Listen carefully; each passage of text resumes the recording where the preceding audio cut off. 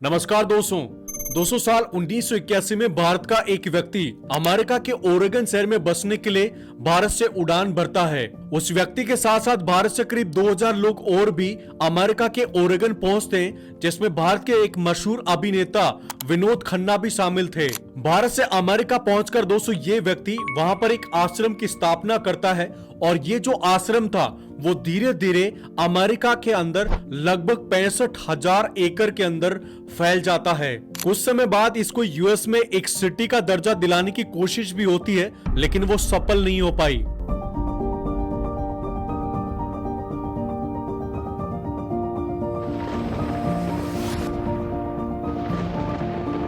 यहाँ पर दोस्तों आज के इस वीडियो में मैं बात कर रहा हूं उस व्यक्ति की जिसके क्लिप और उसके भाषण आज भी वीडियोस के रूप में सोशल मीडिया के अलग अलग प्लेटफॉर्म्स पर वायरल होते रहते हैं, जिसको हमारे भारत के अंदर और पूरी दुनिया के अंदर रजनीश भगवान उर्फ ओशो के नाम से जानते हैं।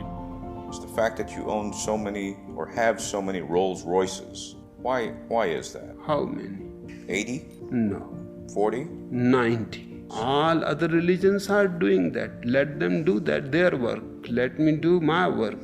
All other religions are looking after the poor. At least leave me alone to look after the rich.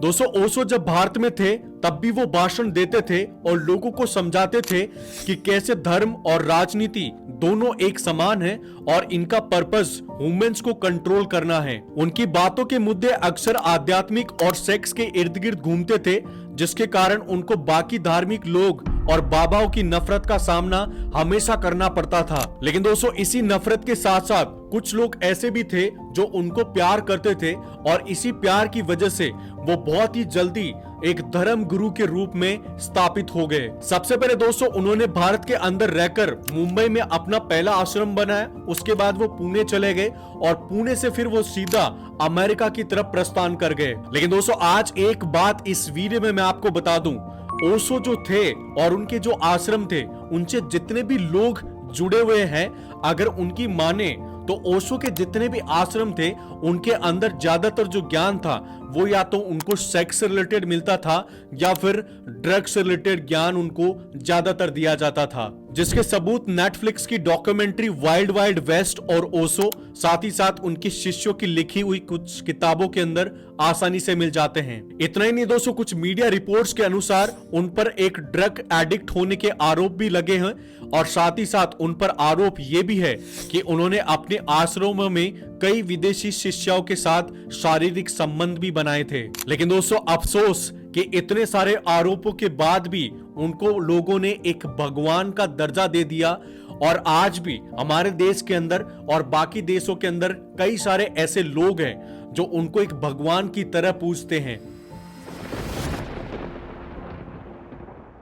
नमस्कार दोस्तों, मेरा नाम है राहुल और आज की इस वीडियो में हम जानने वाले हैं भगवान रजनीश उर्फ ओशो के जीवन और उसके इतिहास की पूरी कहानी। दोस्तों 11 दिसंबर 1931 को मध्य प्रदेश के कुचवाड़ा में ओशो का जन्म हुआ था। जन्म के समय उनके घर वालों ने उनका नाम चंद्रमोहन जैन रखा था, जिसको बाद में बदलकर आचार्य रजनीश, भगवान श्री रजनीश और अंत में ओशो कर लिया। ओशो बाबूलाल और सरस्वती जैन के 11 बच्चों में से सबसे बड़े थे, जिसकी वजह से उन्होंने अपना बचपन अपने नाना नानी के घर पर बिताया था। ओशो दोस्तों कई बार अपने भाषणों में कहते थे कि बचपन में उनको पूरी आजादी थी कुछ भी करने की। उनके जो दादा दादी थे उन्होंने कभी भी उन पर कोई भी बाउंडेशन नहीं लगाई, इसी वजह से आज वो वैसे हैं। 8 साल की उम्र तक ओशो अपने नाना नानी के साथ रहे, फिर उनके नाना के देहांत के बाद वो अपने माता पिता के साथ शिफ्ट हो गए और फिर वहीं से उनकी पढ़ाई और परवरिश शुरू हो गई। अपने स्कूल टाइम में ओशो जो थे वो एक उत्तर प्रवृत्ति के स्टूडेंट थे, इसी वजह से वो बच्चों के साथ और कई सारे टीचर्स के साथ हमेशा बहस करते रहते थे और इसी वजह से उस टाइम पर वो एक अच्छे डिबेटर के तौर पे अपने एरिया के अंदर फेमस होने लग गए। वसंत जोशी अपनी किताब ओशो द लेमोनियस रेबल में लिखते हैं कि ओशो बचपन से किताबें पढ़ने लग गए थे। अपनी स्कूल के समय तक उन्होंने एक छोटी लाइब्रेरी भी बना ली थी जिसमें ज्यादातर कम्युनिज्म से जुड़ी किताबें थी और दोस्तों इन्हीं बुक्स को पढ़ने के कारण उनको अपनी स्कूल से निकालने तक की भी धमकी मिल गई थी। इतना ही नहीं दोस्तों, ओशो ने अकेले कम्युनिज्म ही नहीं बल्कि सोशलिज्म, एनकिज्म के बारे में अपनी स्कूल के टाइम में काफी पढ़ा और वे राष्ट्रीय स्वयं संघ से भी कुछ समय तक जुड़े रहे। ओशो ने दोस्तों अपनी स्कूल की जो किताबें थी उनको पढ़कर काफी ज्यादा ज्ञान अर्जित किया और इसी ज्ञान की वजह से उनकी जो बहस करने की जो आदत थी वो और ज्यादा बढ़ गई।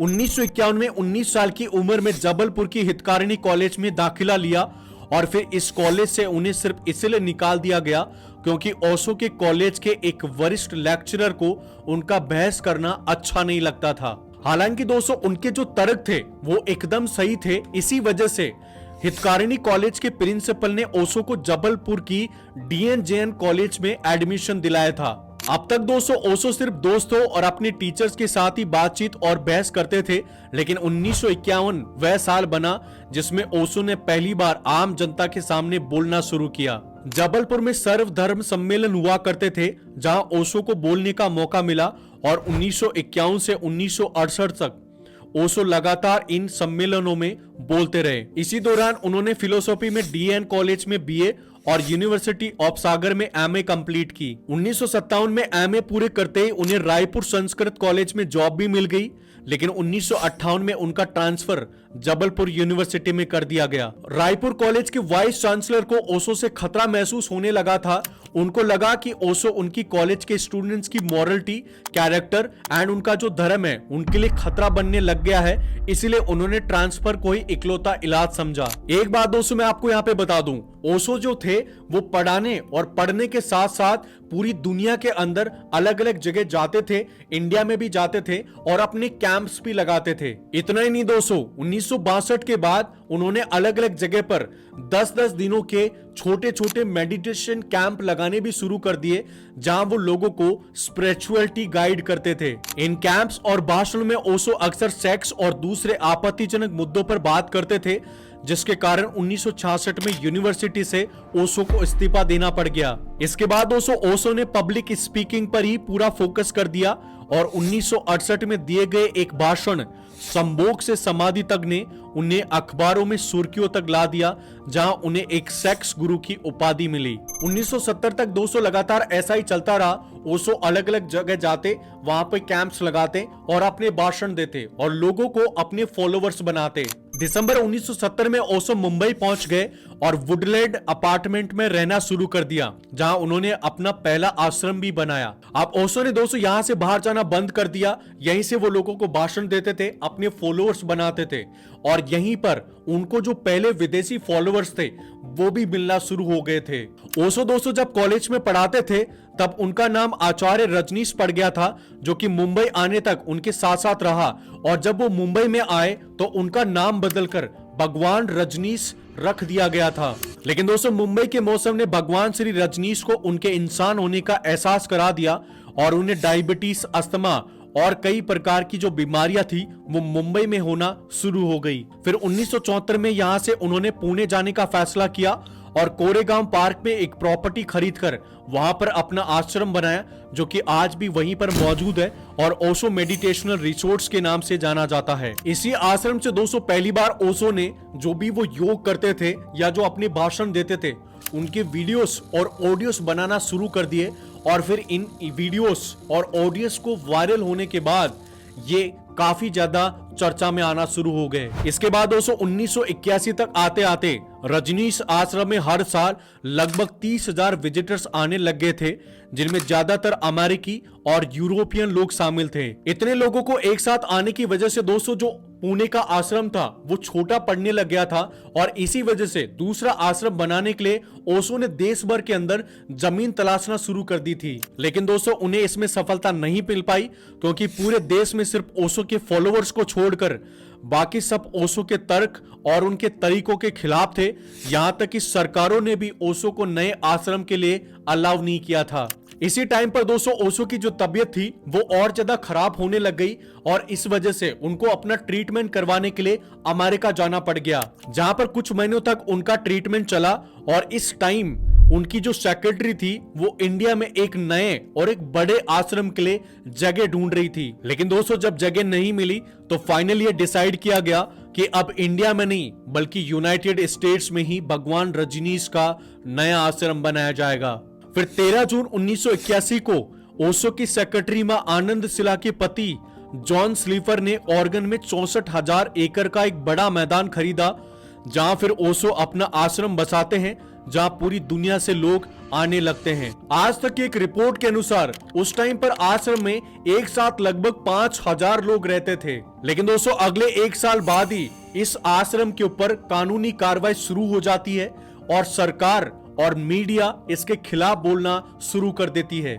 1982 तक आश्रम के लोग इलाके को रजनीशपुरम के नाम से पुकारने लगते हैं और साल 1983 तक आते आते इस जगह को खाली करने के नोटिस भी आ जाते हैं।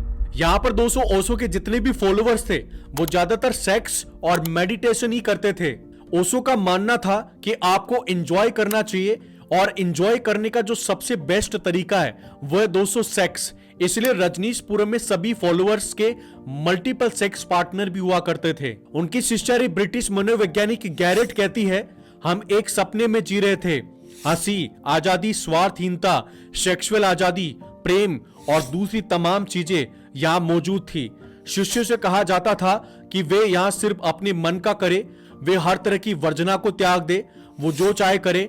गैरेट कहती है, हम एक साथ समूह में बैठते थे, बात करते थे, ठहाके लगाते थे, कई बार नंगे रहते थे। हम यहाँ वो सब कुछ करते थे जो सामान्य समाज में नहीं किया जा सकता है। इसके अलावा दोस्तों ओशो अपने आश्रमों के अंदर ड्रग्स को बढ़ावा देते थे। वो खुद भी ड्रग्स का यूज करते थे और अपने फॉलोअर्स को भी ड्रग्स का यूज करने के लिए कहते थे। इतना ही नहीं दोस्तों, उस टाइम पर ओशो के पास 90 से ज्यादा रॉयल्स रॉय, महंगी घड़ियां, डिजाइनर कपड़े और अलग अलग तरह के गैर कानूनी हथियार भी मौजूद थे। ओशो दोस्तों हमेशा अपने फॉलोअर्स से कहते थे कि ये जो उनका जन्म है वो दूसरा जन्म है और उनका पहला जो जन्म था वो करीब 750 साल पहले हुआ था और वो उस टाइम पे तपस्या कर रहे थे। उनकी 3 दिन की तपस्या बाकी रह गई थी और उसी तपस्या को पूरा करने के लिए वो फिर से पैदा हुए हैं। लेकिन दोस्तों अक्टूबर 1985 में अमेरिकी सरकार ने ओशो पर आप्रवास नियमों के उल्लंघन के तहत 35 आरोप लगाए और उन्हें हिरासत में ले लिया। उन्हें 4 लाख अमेरिकी डॉलर की पेनल्टी भुगतनी पड़ी। साथ ही साथ उन्हें देश छोड़ने और 5 साल तक वापस न आने की सजा सुनाई गई। इसके बाद दोस्तों 14 नवंबर 1985 को अमेरिका छोड़कर ओशो भारत लौट आए। इसके बाद दोस्तों अमेरिका गवर्नमेंट ने रजनीशपुरम को पूरी तरह से खत्म कर दिया, ओशो को भारत भेज दिया। और जब ओशो भारत आया तब अमेरिकी गवर्नमेंट को पता चला कि उनके पास कितनी गाड़ियां और अवैध हथियार मौजूद थे।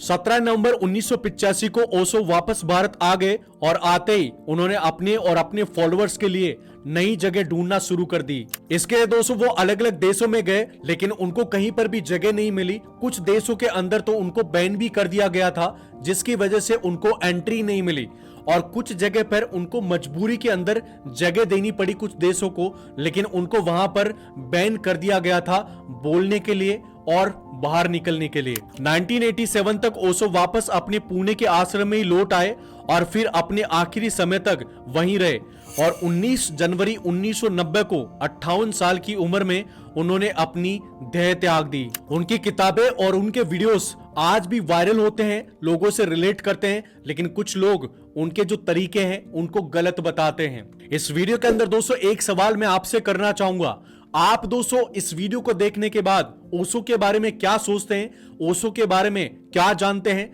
आप प्लीज हमें कमेंट करके जरूर बताएं।